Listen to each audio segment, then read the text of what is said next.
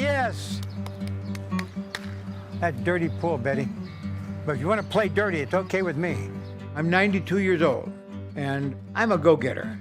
I don't let things just happen. I make them happen. That's my point. Oh! Les is a force of nature. His vibrance is contagious. Everybody is always amazed that he's as old as he is and gets as much accomplished. I was always an active person, playing tennis, playing baseball, bowling. I had a very active life. I hope you got that. That's what I hope. I lived in Chicago all my life. In 1940, I joined the Illinois National Guard. And in 1941, I landed in the Philippines. December 7th, the war started, and I now was in the war.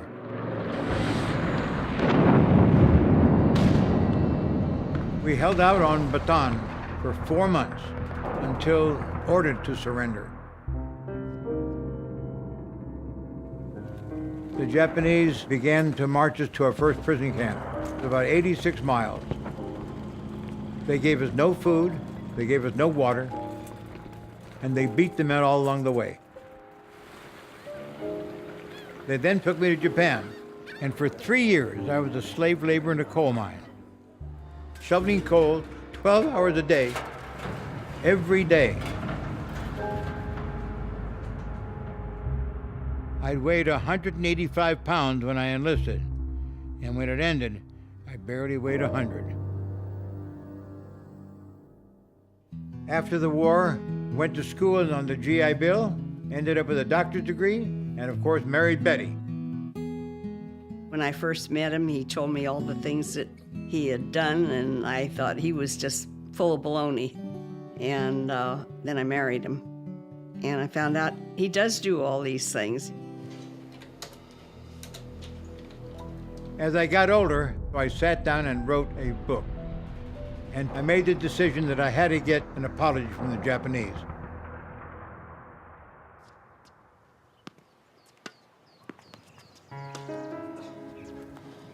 When he was maybe 88, I noticed he started to slow down. Stop. And it progressively got worse to the point where even combing his hair, brushing his teeth, he was getting more and more winded. We went to a cardiologist who said, yes, your heart is definitely weakening, and my guess is in 2 years you'll be gone. I was really concerned. I don't think I slept all night. The cardiologist said that in order to improve his heart function, he would need a valve replacement. But that was extremely dangerous because he had had a previous open heart surgery. The doctor said no, there was nothing they could do, and I said, no way. It's got to be another way of doing it. I found that Scripps right here in San Diego had a minimally invasive procedure. It was the Edwards Life Science valve. There are two general categories of patients that we consider for the transcatheter aortic valve replacement. They're the inoperable patients and then the high-risk patients. Lester was considered high risk. Now take a deep breath. In Lester's case, he was short of breath, as are most patients with aortic stenosis. He was an 89-year-old at the time that really wanted to live life to the fullest and was being held back by the valve. We know that when you have aortic stenosis and we develop symptoms, the clock is running. I think I got it now. One of the important reasons why I had to have something done with my valve was that the Japanese had finally invited us to Japan to receive an apology. It was coming up in just a few months, and it meant everything to him. We told Lester before his procedure that the possible major complications are, of course, death, stroke, a bleeding problem, or a vascular complication. We decided we would implant the transcatheter valve through the transapical approach. He said, we'll make an incision in your rib cage and go directly into the heart. When the risk-benefit ratio becomes somewhat unfavorable for conventional open surgery, this is a very nice alternative for those patients because it provides them an alternative they wouldn't otherwise have. It's about 10 centimeters. With the transapical approach, the distance from the apex to the heart is extremely short, so the delivery distance is very short. They did this procedure, and it was a success. The valve seated well, it performed very nicely, relieved his aortic stenosis. Within a month, he seemed to be feeling a lot better. I always said that wherever there was a problem, within that problem, there's a solution. You just have to dig deep enough. Lester is clearly one of our model patients. It's been over 2 years, and he's going strong. His valve's doing great. We see these patients in follow-up. I've never been kissed by more 80-year-old men in my life who could come in and say, I can finally breathe again.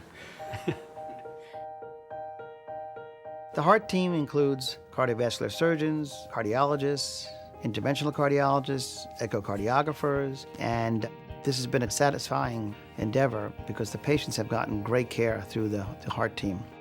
If you're at high risk or you have some other factors that would make you a less suitable candidate for conventional surgery, then this is a good option for you. Now, Wes is a little bit slower than he used to be, but he still is accomplishing lots more than most people. Would you get me a movie, please? Wes started an organization called Care Packages from Home, where we send boxes to all the forces in Afghanistan. We've already sent over 15,000 boxes, which has accommodated almost 140,000 of our troops. Well, that was fun, wasn't it? Yeah. That was a nice. Les bounces back. Les loves life. And by golly, I did go to Japan with 7 other POWs, and we did receive the apology from the Japanese government. This is something I've looked forward to for over 50 years. I never believed that I would live long enough to see it. Another milestone. Successful.